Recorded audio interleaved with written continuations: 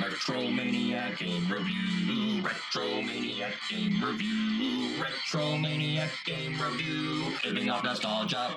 Retro power. Hello, beat 'em up fans. It's been over a week since Marvel Cosmic Invasion announced its two newest characters, Silver Surfer and Beta Ray Bill. The Silver Surfer was quite literally the first character that popped in my mind when I thought, which cosmic character from Marvel would I like to see be playable? As far as Beta Ray Bill is concerned, I just assumed the popularity vote of Thor, Hulk, and Iron Man would take up 3 slots, and there would be no room for a second Thor-like character. But when She-Hulk was revealed instead of regular Hulk, it got me thinking that maybe Beta Ray's chances weren't all that far-fetched. I was absolutely thrilled to see him revealed alongside Silver Surfer, and will definitely be playing Beta Ray Bill on day 1. And now the question on everybody's mind, who will be the remaining 4 characters? Luckily, right before the San Diego Comic-Con reveal, we had a dev interview brought to us by Kind of Funny Games, revealing a little bit more information that might determine who the last characters are. How are you going about picking who goes into the game? So we chose a bunch of characters, and then we just made a list, and we talked over with our art director Adam and our other animators like Mathieu and Artem. We were like, so they would tell us like, oh, maybe not everyone with capes because it has to be like not too much animation. We have 15 characters already. That's not amp the complexity. Exactly. So it's a bunch of stuff like that, and from then it's just throwing characters in there and the nice people at Marvel were like, okay, well, we have to equalize the families. So it's like whenever we have videos online, people are asking like for a full X-Men lineup, and we love the X-Men, but we can't. It's called Marvel Cosmic Invasion. We have to balance out the rosters between the different families. We can't have a whole family in there. So you have the families of like Avengers, street level characters, Guardians, Cosmic Guys, and stuff like that. So we choose in between those, and again, it's really. And when we choose them, I do a lot of research about the characters, the looks, and their attitudes. That must be a tough job. It's a lot of research, reading comics. Like firing up Marvel Unlimited and just like deep diving in there all day. So I found it interesting that the developers were mentioning that they were representing the different Marvel families. In my first speculation video, I had broken down the known characters into different categories. In the dev interview, Yannick gives specific examples of the different Marvel families they're representing in the roster.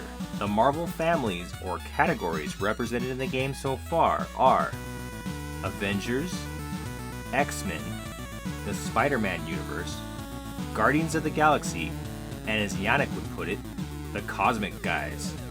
Starting with Avengers, I think the only true representative that is in the game so far is Captain America. Now, I don't mean to get into some crazy debate about this, but technically one could argue that half the roster already could be considered Avengers. Captain America, Spider-Man, Wolverine, Storm, She-Hulk, and Nova all were Avengers at some point or another. But for argument's sake, let's just say that certain characters can represent multiple families, and that each category should have at least 2 representatives. So to represent the Avengers category, I chose a character just as popular as Captain America, Tony Stark himself, Iron Man. Iron Man, like Captain America, is considered a leader of the Avengers. And for the MCU fans out there, we know he started it all. It just seems like a crime at this point not to include him in this game. The next character I chose is from a family not yet represented in the game. I guess technically She-Hulk could be considered a rep for this family. In the 1980s, the Fantastic Four replaced one of their key members with She-Hulk. And since the Fantastic Four were the first superheroes to ever deal with a nihilist, I thought it fitting that at least one of them was included as a playable character. He's my personal favorite, Ben Grimm, the Thing. Growing up back in the 80s when I was a small child, one of the 2 major Marvel comics I collected was the solo run of Thing. I remember several issues where Thing would team up with Lockjaw from the Inhumans. I'm kind of secretly hoping that Lockjaw will appear as a cameo character in the background of a level, using his tuning fork to teleport Black Bolt and other superheroes into the background. Another family that Yannick mentioned during the dev interview was street level characters. So there's way too many awesome street level characters to choose from when it comes to speculation. I mean, you got Punisher, Daredevil. In my last speculation video, I chose Night Thrasher and Darkhawk, but I decided to go with a character that I think is truly badass, and just happens to be the second comic I collected as a young child. And yes, my mom was horrified that the main character's face melted off when he transformed. Johnny Blaze is Ghost Rider. Objection! Now, before any of you say that Ghost Rider is not a street character, and more of a supernatural or horror character, I'll agree with you. However, black leather biker clothes, a chain whip, and a flaming motorcycle blazing down the streets of New York screams street character to me. Okay guys, for the second street rep and final character prediction for the starting roster, I had to go with a character I absolutely adore. And I'll be honest with you guys, I didn't even know who this character was until the late 90s when his popularity skyrocketed. And we all have one actor to thank for that.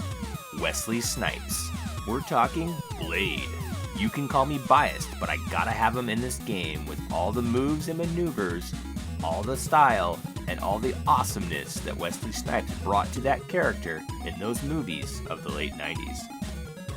So that covers all 15 character slots in Marvel Cosmic Invasion as far as speculation is concerned, but that doesn't mean we can't keep speculating on playable characters. I have a wild theory, and I'm not trying to raise the expectation for this game and put the developers in an impossible situation to deliver, nor do I want to ruin any potential surprises that they may have under their sleeve. But at the Summer Games Fest, the developers said that they had 15 levels and 15 bosses, and when asked about the starting roster, it was said that some of these characters will be bosses first, and then in story mode you will beat them to unlock them as playable characters.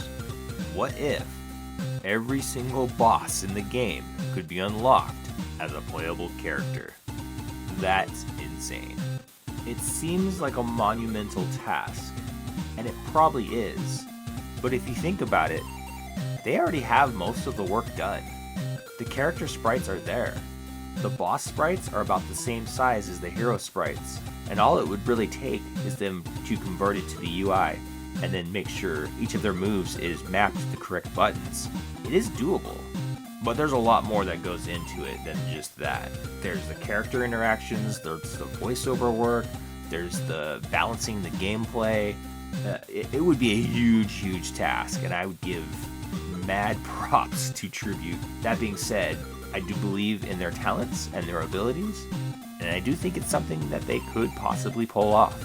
So with that knowledge floating in our minds, let's go over all the bosses we know confirmed to be in the game, and then I'll speculate on other bosses that I think might make the cut.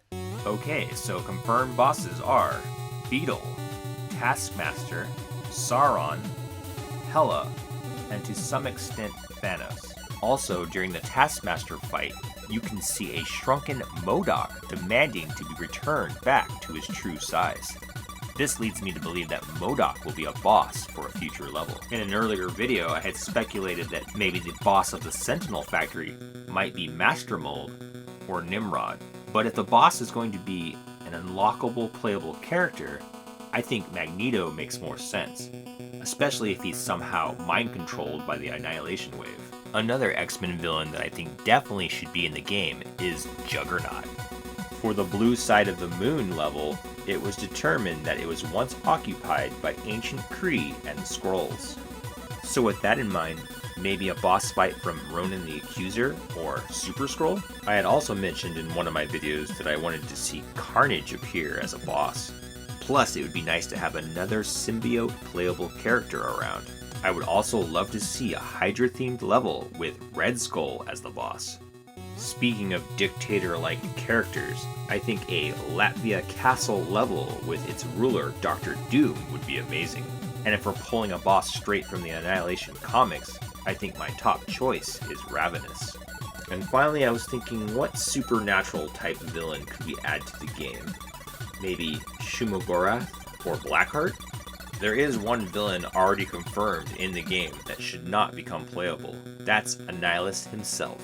We need that bigger threat for the heroes and villains to unite against. Okay, I hope I didn't come off as greedy there.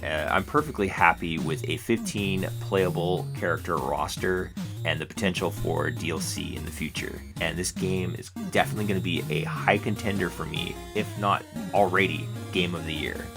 So I'd just like to wrap up this video with my idea for a retro DLC pack.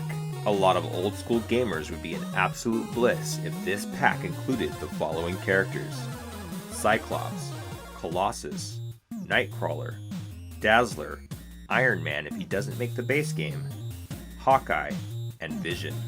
If these characters were added through DLC, that would mean that the entirety of the playable characters in Konami's X-Men Arcade and Data East's Captain America and the Avengers Arcade would be playable. Well, that's going to do it for this video. Don't forget to like, subscribe, leave a comment below, and we'll see you next time.